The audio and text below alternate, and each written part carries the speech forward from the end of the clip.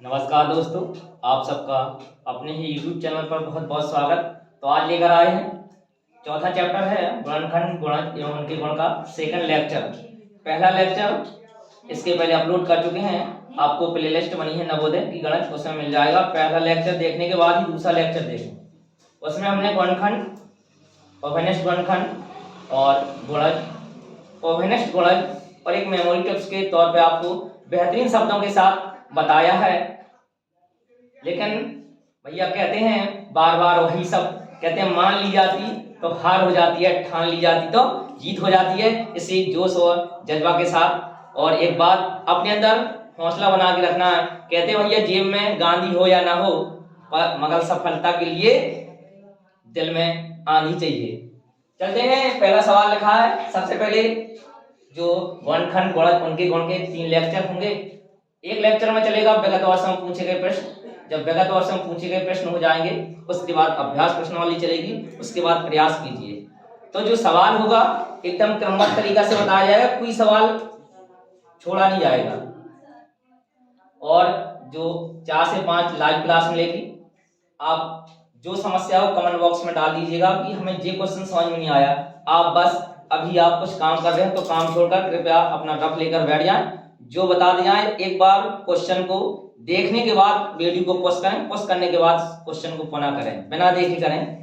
विगत वर्षों में पूछे गए प्रश्न का पहला सवाल, नाम है विगत मीन्स पिछले वर्षों के दिनों के दौरान जो सवाल पूछे गए हैं। पहला सवाल था लेकर आए हैं। इस प्रकार से प्रत्येक चैप्टर में शुरुआत में जो विगत नवोदय की प्रवेश परीक्षा में प्रश्न पूछे गए वो इम्पोर्टेंट ही होते हैं। तो आप हर सवाल को ये समझिएगा कि परीक्षा की दृष्टि से आना है। जब आप अपने दिमाग में ये बसा लोगे तब क्वेश्चन समझ में आता है। तो चलते हैं पहले क्वेश्चन की ओर। लिखा है 9 तथा 7 दोनों का एक अभिनिष्ट गुणनखंड ए है। संख्या मान ली ए है, लिखा है ए है, संख्या 1200 और 1300 के बीच में है, तो संख्या क्या है? नवोदय में जो गणित होती है एकदम ट्रिकी बेस की होती है, दिमाग में समझने वाली। बस अंतर इस बात का है, लगाने के लिए टिपिकल बड़ा नहीं होता है, बहुत सरल होता है। आप बस उसको तर्क से एक बार नहीं 2 बार पढ़ें फिर सवाल को लगाएं। सवाल पढ़ने के बाद एकदम घबराहट ना हो, एकदम शांति से लगाएं। लिखा है कि संख्या 2 है, 9 और 7। कल हमने गुणनखंड और अभिनिष्ट गुणनखंड की परिभाषा बताई थी। जब 2 या 2 से अधिक संख्याओं के जब गुणनखंड दिए होते हैं, जो उसमें कॉमन मिलता है, उसको अभिनिष्ट गुणनखंड कहते हैं। जैसे 9 7 का मान लिया हम गुणनखंड करेंगे, इसका मान लो कुछ होता है तो इसमें अभिनिष्ट गुणनखंड मिल रहा, दोनों में ए मिल रहा है। तो वो कौन सी संख्या मिल रही है? सवाल में दे दिया 1200 1300 के बीच में फिक्स है। सबसे पहले हम अब वो संख्या 1200 और 1300 के बीच में, तो निश्चित है कि 1197, तो ये क्या है? गलत है। क्या है? गलत। अब एक गलत हो गया, बचा 3। सबसे पहले हमने गुणनखंड की परिभाषा बताई थी। जैसे 6 के गुणनखंड है तो 6 का गुणनखंड क्या होता है? 1 होता है, 2 होता है, 3 होता है, 6 होता है। गुणनखंड का मतलब होता है कि जैसे हम 6 का गुणनखंड 1 है, 2 है, 3 है, 6 है। मतलब वे संख्याएं जिससे वो संख्या पूरी विभाजित हो जाए। 1 का भाग 6 में जा रहा, 2 का भाग 6 में जा रहा, 3 का भाग 6 में जा रहा, 6 का भाग 6 में जा रहा। मतलब यदि किसी संख्या के गुणनखंड निकालने हैं तो कहते हैं गुणनखंड वे संख्याएं जिससे वो संख्या पूरी विभाजित हो जाए। इन जी गुणनखंड है 6 के, जो 6 के गुणनखंड है, जो गुणनखंड है उस संख्या को क्या कर रहे हैं? विभाजित। जो गुणनखंड होते हैं संख्या को पूरी विभाजित करते हैं। जैसे हमने 12 के गुणनखंड लिखे 1 2 3 4 6 12, मतलब जी जो गुणनखंड की जो संख्याएं थी उस संख्या को पूरी विभाजित कर रही। तो वही कहने का मतलब जो 9 और 7 का अभिनिष्ट गुणनखंड है, लिखा वो संख्या 12 और किसके बीच में है?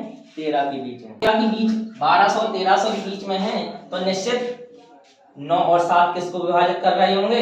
इस जो संख्याएं दी हैं। आप सबसे पहले जो 3 विकल्प बचे हैं इसमें 9 का भी भाग दे लें, 7 का भी दे लें। जिस विकल्प में पूरा चला जाए तो वही उत्तर सही हो जाएगा। आप सबसे पहले 9 का भाग किस में देंगे? 1260 में देंगे। ये तो पहला तो गलत हो गया। आप दूसरे को देखें, 9 का भाग चला जाएगा, 9 कम 9 3 36 है, कितना होता है? 9 चौको 36, तो 0 है, 0 और 140 बार चला जाएगा। अब 7 का भाग 1260 में देख लें, पूरा जा रहा है कि नहीं? 7 एकम 7 घटाए 5 असत्य 56 0, मतलब 180 बार।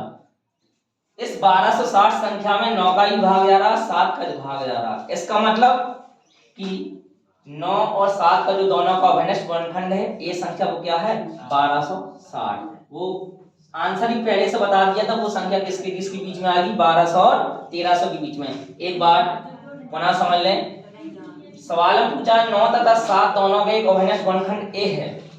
यह संख्या 1200 और 1300 के बीच में है, तो गुणनखंड ए मतलब जो संख्या वो क्या है ए। आप जिस जिस संख्या को अभिन्नष्ट गुणनखंड कह रहा हो उसका भाग दे लो। यदि दोनों संख्याओं का भाग जिस संख्या में पूरा पूरा चला जाए वही उत्तर सही है। आप 12 से 6 में चेक कर लो, 12 से 66 में चेक कर लो, इसमें किसी का जाएगा तो किसी का नहीं जाएगा, इसमें किसी का जाएगा तो किसी का नहीं जाएगा। इस 1260 में 9 का ही भाग पूरा पूरा चला गया और 7 का भी चला गया, इसलिए 1260 क्या है सही विकल्प है। अब आगे जो दूसरा सवाल है, दूसरा सवाल लिखेंगे। नेक्स्ट सवाल है, लिखा है 6 के पहले 4 गुणज का योग क्या है। तो कल गुणज की परिभाषा बताई थी, उसको बोलते हैं मल्टीपल्स। गुणज का मतलब होता है पहाड़े। क्या होता है पहाड़े।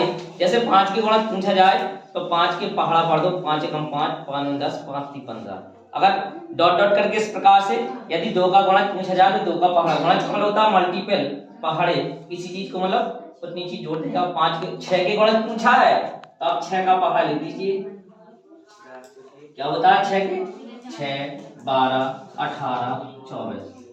अब हमें लिखना है केवल 4। कितने लिखना है शुरुआत के 4। सवाल में कह रहा 6 के पहले 4 गुणज का योग, तो शुरुआत के 4 लिखना, 4 लिख दिए, किसी को समस्या नहीं। अब इनका योग करना है, क्या करना है योग। इनको क्या कर दो जोड़ दो, 6, 12, 18, 24 इनको जोड़ दो तो कितना होता है 24 हो गया। 18 से 24, 24, 48, 48, 12, 60 कितना हो जाएगा 60। आंसर हो गया। अब नेक्स्ट सवाल देखेंगे। अब नेक्स्ट सवाल तीसरा लगा है 6 के प्रथम 5 गुणज का योग। जो आपने सवाल दूसरा लगाया था उसी प्रकार से तीसरा है, जस्ट सेम है, कुछ नहीं करना है। उसमें कह रहा था प्रथम 4 गुणज, इसमें कह रहा 5 गुणज, तो 6 के 5 गुणज लिख दो। 6, 12, 18, 24, 30 5 गुणज हो गए। 1, 2, 3, 4, 5 इनका आप योग कर दीजिए। शुरुआत के 5 लिखना था, 5 का योग कर दीजिए 6, 12, 18 प्लस 24 प्लस 30। आप जब इनको जोड़ेंगे तो कितना आ जाएगा 90। तो कितना आ गया योग 90। समझ में आ गया। अब चलते हैं नेक्स्ट सवाल की ओर। चौथा सवाल लगा है 6 के प्रथम 5 गुणज के योग से आने वाली संख्या के इकाई दहाई के स्थानों पर आए अंकों का अंतर क्या है। सवाल जस्ट वही है, आपने अभी दूसरा सवाल, तीसरा सवाल वही, चौथा सवाल, बार बार वही सवाल। आपको सिर्फ मेथड सीखना है। यदि विधि बन गई तो सवाल आसानी से बन जाएगा। अब लगा 6 के प्रथम 5 गुणज हैं, उनके योग से आने वाली संख्या। तो 6 के हमने 5 गुणज लिख दिए, 6, 12, 18, 24, 20। इनका योग पूछा है तो योग कर दिया, कितना आ गया 90। कितना आ गया 90। फिर कह रहा योग से आने वाली संख्या के दहाई तथा इकाई के स्थानों पर आए अंकों का अंतर। अब ये 90 है, कह रहा जो योग में संख्या आई है इसके दहाई और इकाई, ये क्या है 9 दहाई, क्या है दहाई, और 0 क्या है इकाई। कह रहा संख्या के इकाई तथा दहाई पर आने वाले अंकों का अंतर क्या है। तो दहाई स्थान पर अंक कितना है 9 और इकाई स्थान पर कितना है 0।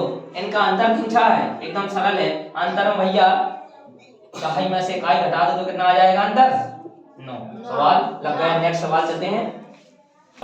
अगला सवाल है, नेक्स्ट सवाल जो भी हो, छठवां पांचवा जो भी हो, पांचवा है। पांचवा सवाल लिखा है 13 के प्रथम 7 गुणजों का योग किसके निकटतम है। मतलब जो 13 संख्या है उसके 7 गुणज लिखना। कितने गुणज लिखना है 7। मतलब आप 13 का पहाड़ा कितने बार लिखेंगे 7 बार। तो 13 के गुणज मल्टीपल, मतलब 13 के हमें अपवर्त लिखना है गुणज। तो 13 का पहाड़ा आप 7 बार पढ़ते हैं। 13 के 13, 13 दूनी 26, 13 तीन 39, 13 चौका 52, 13 पंच 65, 78, 13 सत्य कितना होता है 91। कह रहा योग क्या निकालना हमें, योग निकालना है, इनको जोड़ दो। क्या कर दो जोड़ दो। तो भैया 13 प्लस 26 प्लस 39 प्लस कितना 52 प्लस 65 प्लस 78 प्लस कितना 91। कह रहा है इनका योग, इनको जोड़ दो तो कितना आ जाएगा, जोड़ने पर 365। कितना आ जाएगा 365। मतलब सवाल सब वही है, सब संख्या चेंज कर देता है। यदि हमें पैटर्न बन जाएगा तो सवाल बहुत आसानी से बन जाएगा।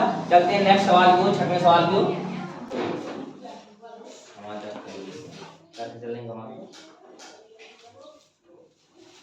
अब अगला सवाल छठवां 30 के गुणक। क्या पूछा, 30 के गुणक। अभी आपने गुणक का नाम नहीं सुना है, सिर्फ आपने नाम सुना है इस चैप्टर में। तो किसका सुना है, गुणनखंड का। किसका नाम सुना है, गुणनखंड का नाम सुना है। और गुणज का नाम सुना है। किसका नाम सुना है, गुणज का। एक नया शब्द आ गया, क्या आ गया, गुणक। क्या आ गया, गुणक। अंतर है दोनों में। अभी तक आप गुणज पढ़ते आ रहे, क्या पढ़ते आ रहे, गुणज। गुणज को इंग्लिश में बोलते हैं मल्टीप्लाई। क्या बोलते हैं, मल्टीप्लाई। और गुणनखंड को बोलते हैं फैक्टर्स। क्या बोलते हैं, फैक्टर्स। अब हम पढ़ रहे गुणक, एक नया शब्द है। आप 30 के गुणक को मतलब वही अपना लिख देना, आप रट्टू तोता की तरह बन जाओ। 30 से कम 30, 30 दूनी 60, 30 तीन 90, 30 चौके 120, गलत हो जाएगा। ठीक, ये गुणक लिखा ना कि गुणज। शब्द इसलिए कहा, शब्द का हम एनालिसिस करके बताएंगे कौन सा शब्द क्या कह रहा।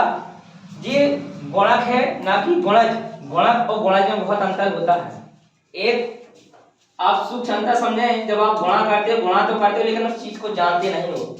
गुणक बराबर होता है गुणनफल। क्या होता है, गुणनफल।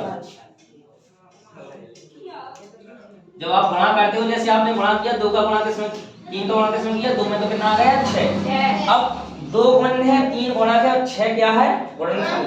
बहुत सूक्ष्म अंतर है, समझिए। जिसमें गुणा किया जाता है वो गुण होता है। क्या होता है, गुण। इसको इंग्लिश में बोलते हैं मल्टीप्लिकेंट। क्या बोलते हैं, मल्टीप्लिकेंट। मल्टीप्लिकेंट। जिसमें गुणा किया जाता है वो क्या होता है, गुण। और जिससे गुणा किया जाता है वो क्या होता है, गुणक। इसको बोलते हैं इंग्लिश में मल्टीप्लायर। क्या बोलते हैं, मल्टीप्लायर। और जो गुणा करने पर प्राप्त होता है उसको गुणनफल, उसको बोलते हैं प्रोडक्ट। क्या बोलते हैं, प्रोडक्ट। आप समझ गए, गुणक क्या है। जिस संख्या से गुणा किया जाता है वो क्या होता है, गुणक। और जिसमें गुणा किया जाता है वो क्या होता है, गुण। क्या होता है, गुण। अब आप गुणक और गुणज में अंतर समझ गए। ये गुणक, इसको बोलते हैं मल्टीप्लायर। क्या बोलते हैं, मल्टीप्लायर। मतलब जिससे गुणा किया जाता है वो मल्टीप्लायर होता है। तो हम केवल पूछा था 30 के गुणक। जब पूछा था 30 के गुणक, तो 30 के गुणक लगाएंगे कैसे। मतलब अगर हम 1 गुणा 30 करें तो बताओ 30 आएगा कि नहीं आएगा। इसमें गुणक कितना है, 30। गुण्य कितना है, 1। अगर हम 2 गुणा 15 करें तो गुण्य क्या है, 2। गुणक कितना है, 15। अगर हम आगे और बढ़े, जैसे हमने कर दिया 5 गुणा 6। कितना कर दिया, 5 गुणा 6। अब बताओ 5 गुणा 6 गुणक। ठीक, अब गुणा का भी अभी कितना आया, 30, 15, 6। और अगर हम ऐसा करें 6 गुणा 5, बात तय गई है। अब इसमें गुण्य 6 हो गया, गुणा कितना हो गया, 5। हम ऐसा करें, हमें तो कर दिया 15 गुणा 2, गुण्य 15, गुणा कितना है, 2। हमने कर दिया 30 गुणा 1। अब इसका मतलब बताओ कि गुण्य 30 और गुणा कितना है, 1। कितना है, 1। हमें 30 के गुणक निकालना। क्या निकालना, 30 के गुणक। तो गुणक कितने हो गए भैया, 30 हो गया, 15 हो गया और 6 हो गया, 5 हो गया, 2 हो गया और 1 हो गया। तो कितना हो जाएगा गुणक, 1, 2। और इसके बाद भैया एक और छूट गया है, हमने कर दिया जैसे 3 गुणा 10। कितना कर दिया, 3 गुणा 10। तो गुण्य 3 है और गुणा कितना है, 10। हमने कर दिया 10 गुणा 3, तो गुण्य 10 गुणा कितना है, 3। तो कितना आ जाएगा, 1, 3, 5, 6 और 10, 15, 3। गुणा कितनी आ गए, 30 के। कितने आ गए, 30 के गुणा, 1, 2, 3, 5, 6, 10, 15, 30 आ गए। ठीक, आज का लेक्चर यहीं समाप्त करते हैं। आपको लाइव वीडियो 4 बजे से 5 बजे तक मिलेगा। आप चैनल को अटेंड करें, आपको आगे का नेक्स्ट मिलेगा। धन्यवाद।